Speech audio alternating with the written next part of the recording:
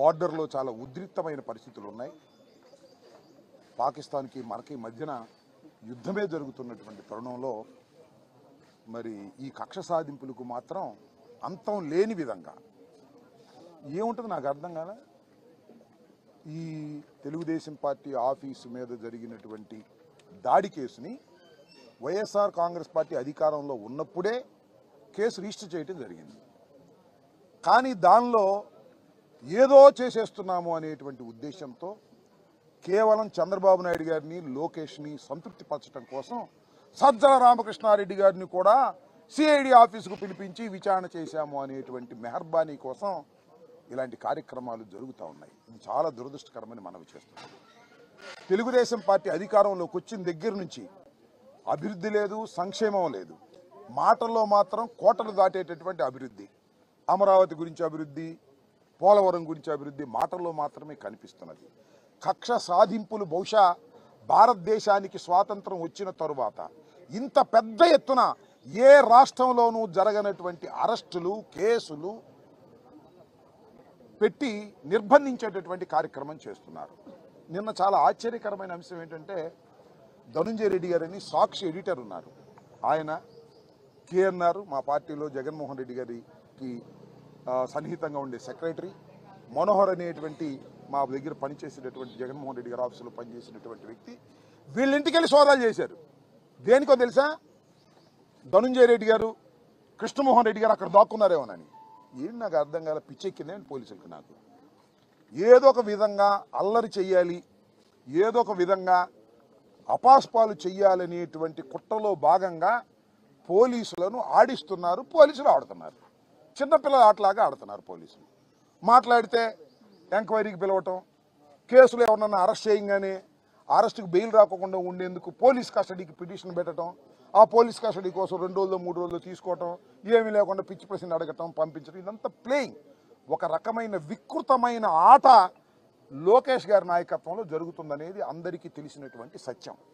ఇవాళ నిజంగానే మాకు ఇంత బాధలు కూడా, ఇంతమందిని అరెస్ట్ చేస్తున్నా కూడా మాకు ఒక రకమైనటువంటి ధైర్యం వస్తుంది. సమీకరిస్తున్నారు మమ్మల్ని పోలీసు యంత్రాంగము, చంద్రబాబు నాయుడు గారు, లోకేష్ గారు, మా పార్టీలో ఉన్నటువంటి వ్యక్తులందరినీ సమీకరించేటటువంటి నిద్రపోయే వాళ్ళని కూడా లెగ్గొడుతున్నారు. ఇవాళ గుంటూరుకి మా సజ్జల రామకృష్ణారెడ్డి గారు వస్తుంటే వేలాది మంది తరలి రావాల్సిన పరిస్థితి ఏర్పడింది. అంటే ఏంటి? నిద్రపోతున్న వాళ్ళు కూడా లెగ్గొట్టి, అయ్యా సజ్జల రామకృష్ణారెడ్డి గారిని అనవసరంగా తీసుకొస్తున్నారు పోలీస్ స్టేషన్ సిఐడి ఆఫీస్కి, మీరు వెళ్ళండి అని ఒక పిలుపునిచ్చినట్టుగా కనిపిస్తూ ఉంది. ఏమిటి దుర్మార్గం అని అడుగుతా ఉన్నా. చాలా దుర్మార్గమైనటువంటి కార్యక్రమాలకు ఇవాళ తెలుగుదేశం ప్రభుత్వం లోకేష్ గారి నాయకత్వంలో కక్షపూరితంగా వ్యవహరిస్తుంది. ఎన్ని కేసులండి? 1, 2, 3 కనపడిన వాడి ప్రతి మీద వైఎస్ఆర్ కాంగ్రెస్ పార్టీలో యాక్టివ్గా ఉన్నటువంటి ప్రతి నాయకుడి మీద ఏదో కేసులో పెట్టేటువంటి కార్యక్రమం. లిక్కర్ కేసును కూడా తీసుకొచ్చారు. ఏమీ లేదు దానిలో ఎంతమందిని పెడతారో తెలియదు, ఎంతమందిని అరెస్ట్ చేస్తారో తెలియదు. గందరగోళాలు చేసేటటువంటి పరిస్థితికి వాళ్ళ రాష్ట్ర ప్రభుత్వం పోలీసు యంత్రాంగాన్ని ఉపయోగించుకొని చేస్తున్నటువంటి ఈ దమనకాండని, ఈ కక్ష సాధింపు చర్యల్ని ప్రజలు గమనించాలని మనవి చేస్తున్నాం. ప్రభుత్వాలు శాశ్వతం కాదు, ప్రభుత్వాలు శాశ్వతం కాదు. ఇవాళ ఉంటుంది ఈ ప్రభుత్వం, మళ్ళీ 5 సంవత్సరాలు ఇంకో ప్రభుత్వం వస్తుంది. మనం చూస్తున్నాం కదా. ఈ ప్రభుత్వమే చిరస్థాయిగా ఉంటుందా? లోకేష్ చంద్రబాబే ఉట్టికట్టుకు ఊరేగుతారా?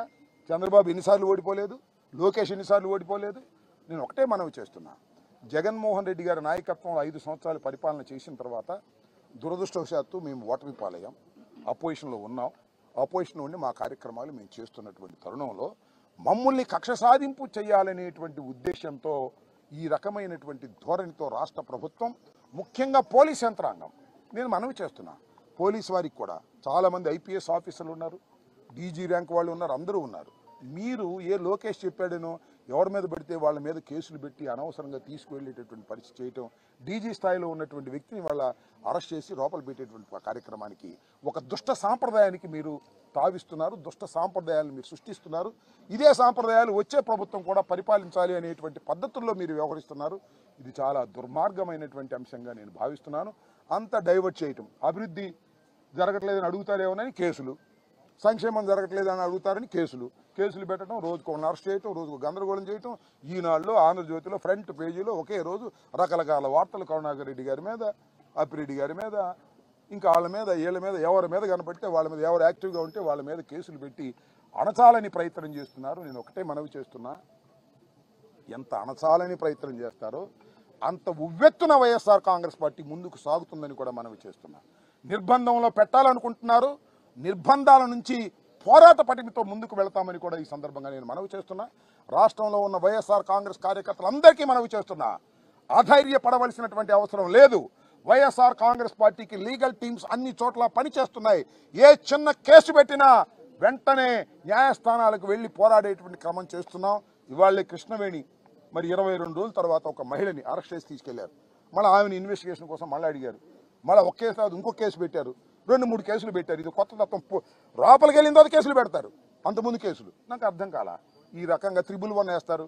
ఈ రకంగా చేసి కృష్ణవేణి గారిని కూడా ఇవాళ నిన్న అనుకుంటారు రిలీజ్ అయ్యారు. 22 రోజుల తర్వాత ఒక మహిళని ఆమెను తీసుకెళ్లి ఏ విధంగా చిత్రహింసలకు గురి చేశారో ఆమె చెప్పింది. ఇష్టం వచ్చినట్టుగా మాట్లాడారు. నీ మీద ఆ కేసులు పెడతాం, ఈ కేసులు పెడతాం, ఉమెన్ ట్రాఫింగ్ కింద మీ హస్బెండ్ మీద కేసు పెడతాం అనేటువంటి పద్ధతుల్లో బెదిరించేటటువంటి ధోరణిలో పోలీసు వ్యవస్థ పనిచేస్తుంది. పోలీసు వారికి నేను మనవి చేస్తున్నా, మీరు చట్ట ప్రకారం వ్యవహరించండి తప్ప ఏ లోకేష్ చెప్పాడనో ఏ చంద్రబాబు చెప్పాడనో మీరు వ్యవహరిస్తే మీరే ఇబ్బంది పడతారు. అది గుర్తుపెట్టుకోండి. రాబోయే కాలంలో ప్రభుత్వాలు శాశ్వతం కాదు, ఈ ప్రభుత్వం ఉంటుందని మాత్రం అనుకోకండి. మళ్ళా మంచి రోజులు వస్తాయి వైఎస్ఆర్ కాంగ్రెస్ పార్టీకి. అప్పుడు మేము కూడా ఇదే పద్ధతిలో వ్యవహరించాలనే ధోరణితో మీరు వ్యవహరిస్తున్నారు. చట్ట ప్రకారం వ్యవహరించండి, చట్ట ప్రకారం ముందుకు వెళ్లాల్సిందిగా నేను ఈ సందర్భంగా కోరుతున్నాను. ఇవాళ సజ్జల రామకృష్ణారెడ్డి గారిని రెండవసారి పిలవటం అనేది ఒక స్ట్రాటజీ. అంటే సజ్జల రామకృష్ణారెడ్డి గారిని కూడా మేము పిలిచామని ఊరికి నేను చెప్పుకునేది పిలుస్తున్నారు. పిలిస్తే ఏమైందయ్యా, వస్తాం, విచారణ చేస్తాం, మా న్యాయవాదులు టీం అంతా వచ్చారు, ఇంకా ధైర్యంతో ముందుకు వెళ్తాం, ధైర్యంగా పోరాడతామని కూడా ఈ సందర్భంగా నేను చెప్పదలుచుకున్నాను.